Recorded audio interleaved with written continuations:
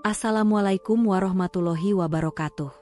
Seorang sopir sederhana terpaksa menikahi anak majikannya yang sedang hamil lalu ditinggalkan kekasihnya, hanya demi menutup aib keluarga. Awalnya hanya untuk menjaga nama baik. Tapi siapa sangka, pernikahan ini justru membuka rahasia yang tak pernah diduga.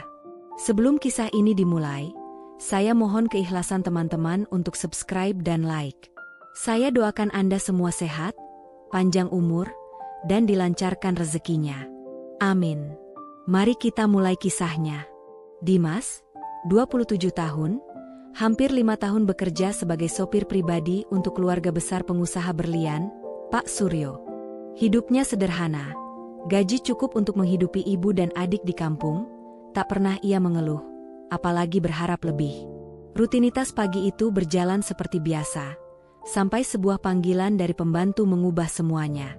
Saya diminta masuk ruang kerja, katanya penting.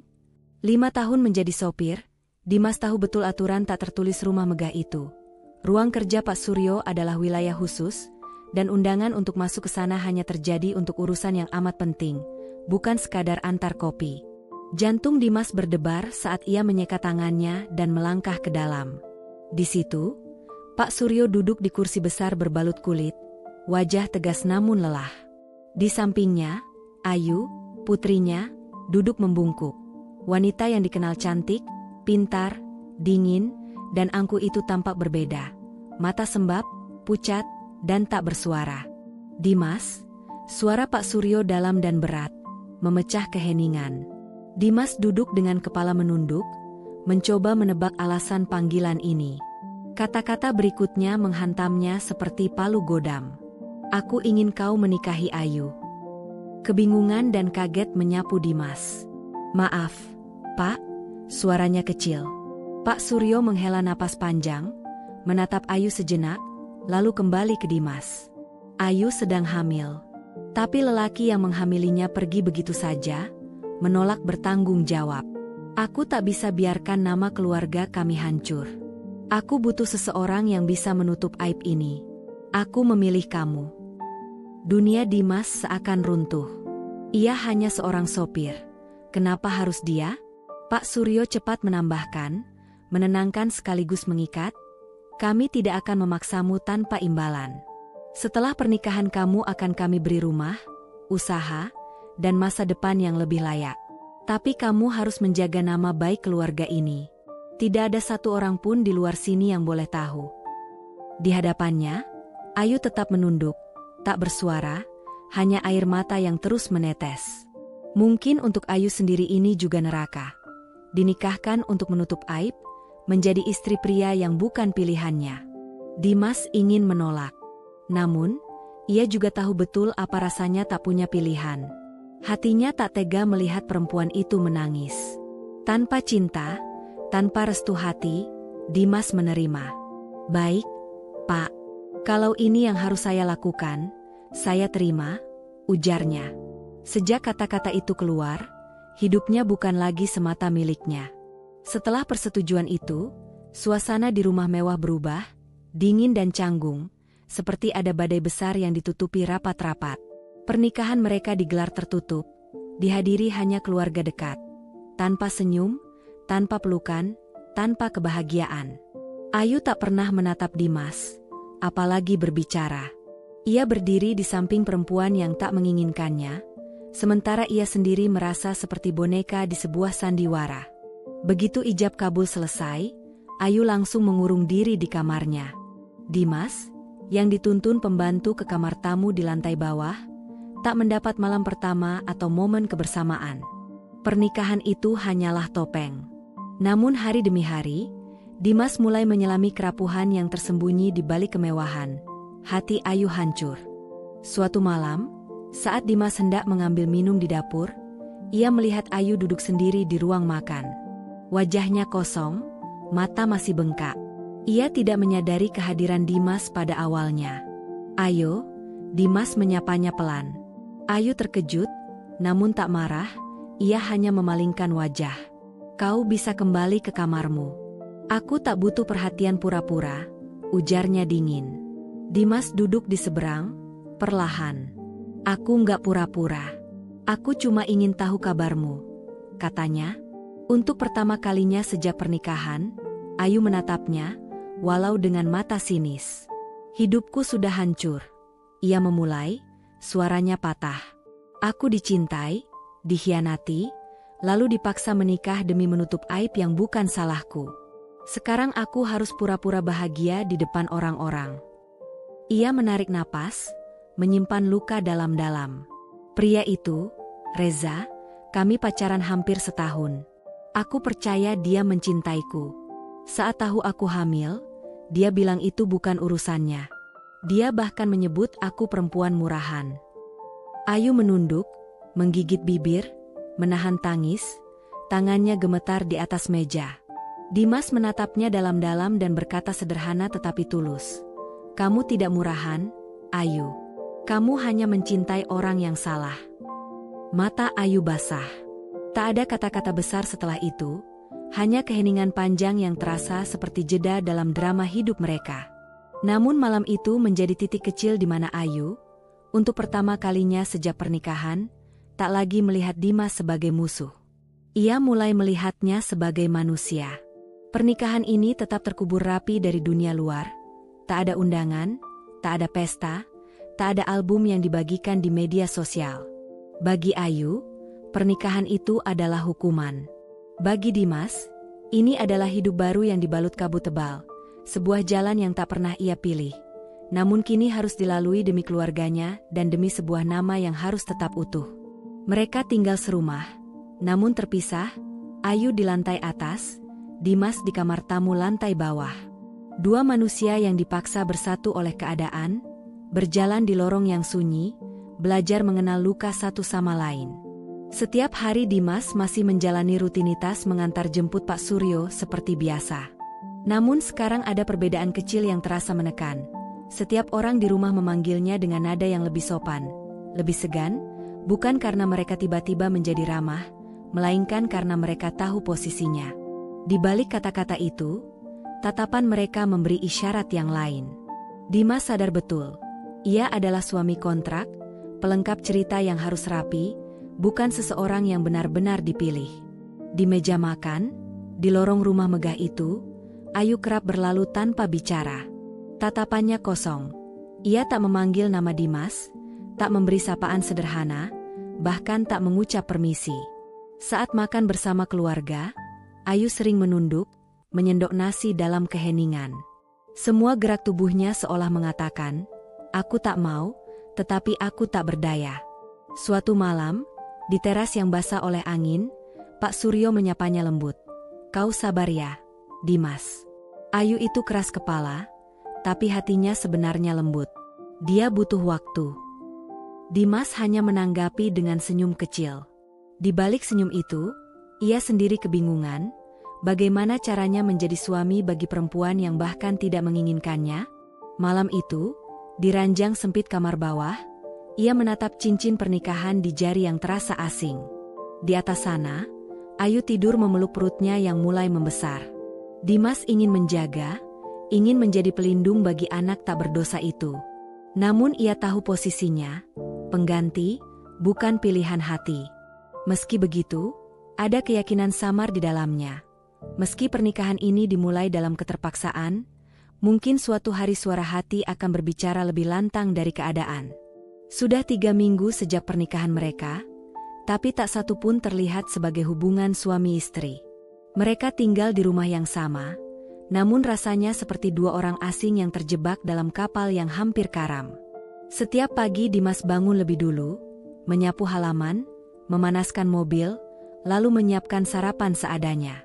Ayu turun paling akhir, makan sedikit, lalu langsung kembali ke kamarnya atau pergi tanpa sepatah kata.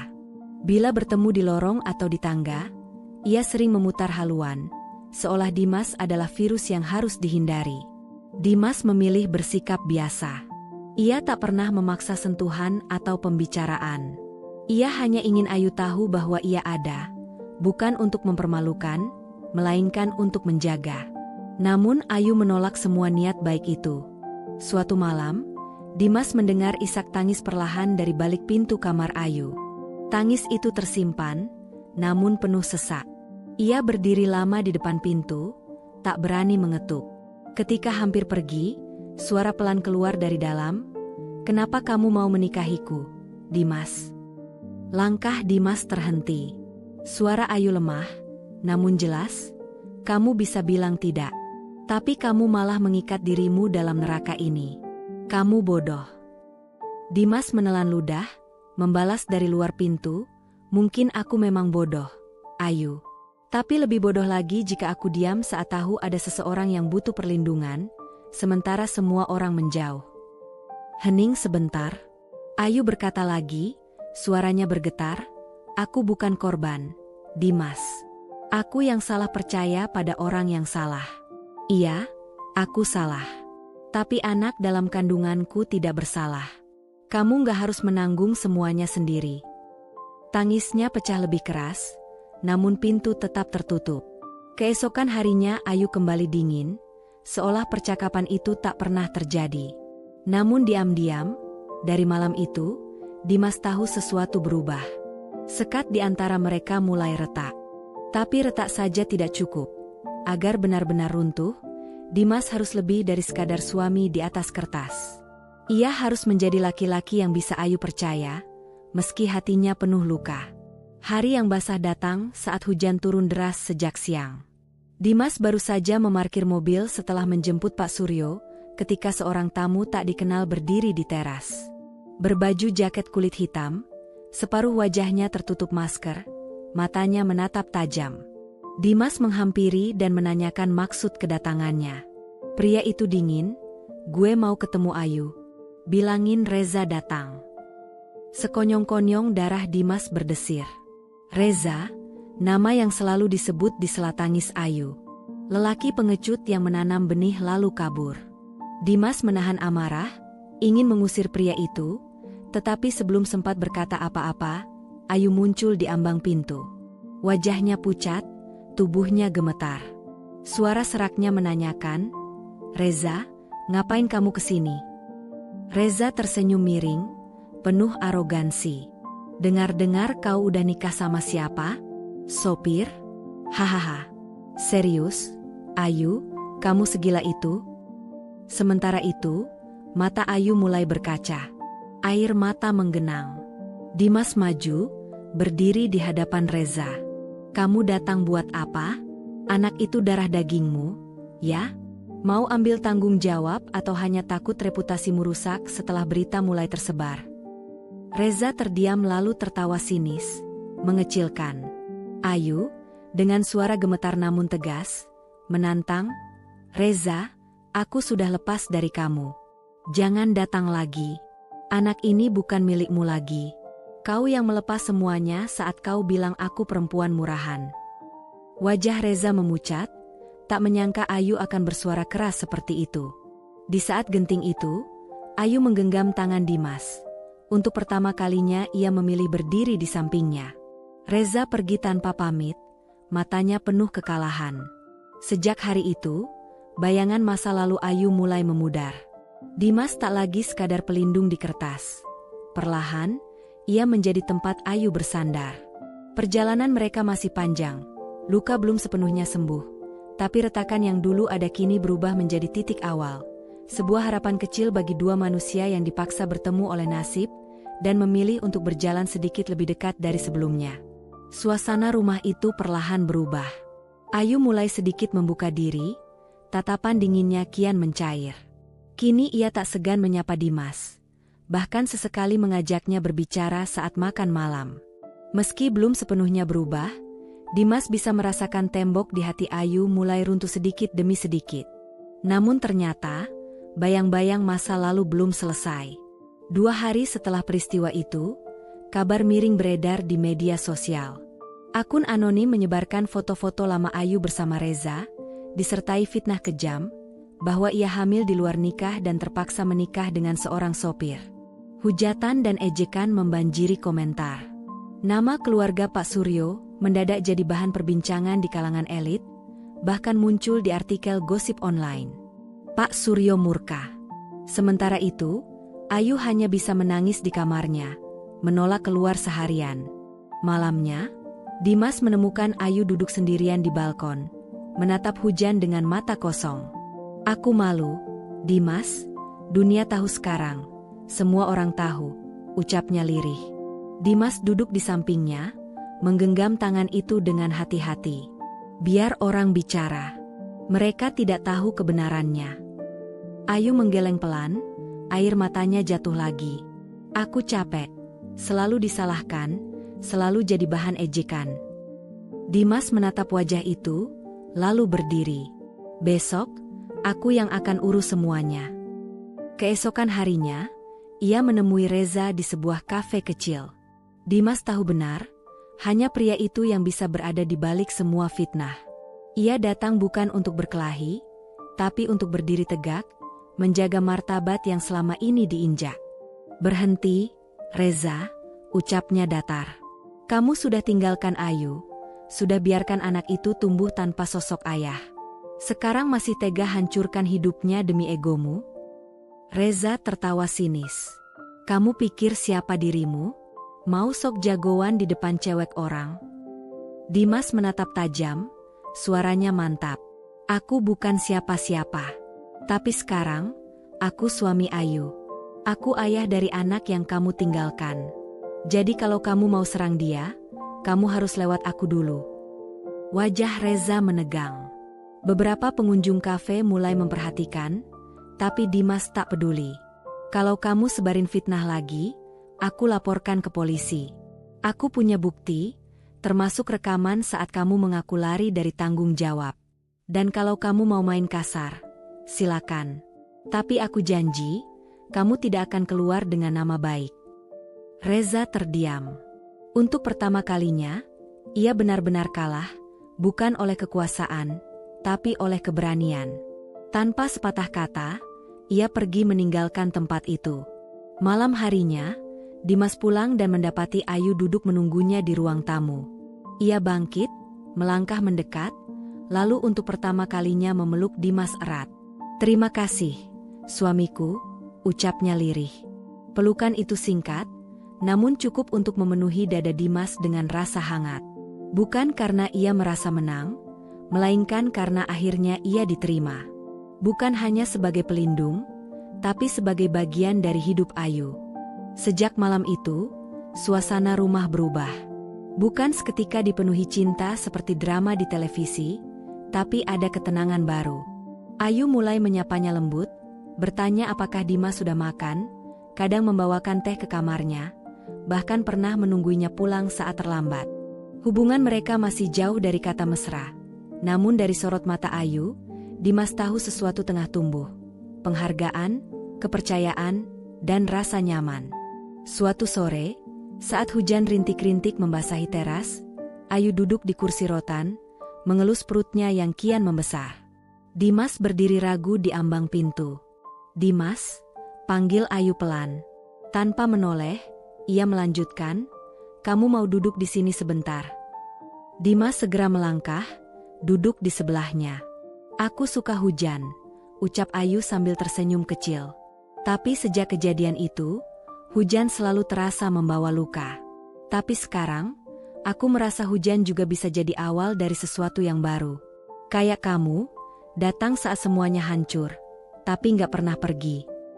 Dimas terdiam, tak tahu harus menjawab apa. Ayu menoleh, matanya lembut. Awalnya aku pikir kamu cuma orang suruhan papa. Aku pikir kamu bakal benci aku, atau malah manfaatin keadaan. Tapi kamu sabar. Kamu tahan semua dinginnya sikapku, dan kamu berani melawan orang yang bahkan aku sendiri nggak sanggup hadapi. Suaranya bergetar, namun penuh ketulusan. Kalau anak ini lahir nanti, aku ingin dia tahu, ayahnya bukan orang pengecut. Dia punya Dimas, ayah yang berani dan tulus. Dada Dimas terasa hangat. Kata-kata Ayu bukan sekadar pengakuan, melainkan awal penerimaan. Malam itu, saat ia menyapu halaman, Ayu datang membawa jaket. Jangan masuk angin, katanya sambil tersenyum. Dan senyum itu bukan lagi basa-basi, melainkan senyum dari hati yang mulai terbuka. Hari-hari pun berlalu. Hubungan mereka tidak lagi berdiri di atas keterpaksaan, melainkan perlahan tumbuh menjadi kebersamaan yang hangat. Ayu bukan lagi wanita yang menjauh saat Dimas mendekat. Kini, justru ia sering mencarinya, menanyakan kabarnya, menyajikan makan siang, bahkan memintanya menemani kontrol kehamilan. Hubungan mereka mulai terlihat seperti pasangan suami istri sesungguhnya. Mungkin belum sempurna, tapi nyata. Pagi itu, Ayu berdiri di depan cermin dengan gamis panjang berwarna biru muda. Tangannya perlahan mengusap perut yang kian membesar, sementara senyum lembut mengembang di wajahnya. Dengan suara lirih, ia berkata, "Dimas, aku bermimpi semalam. Anak kita laki-laki, wajahnya mirip kamu."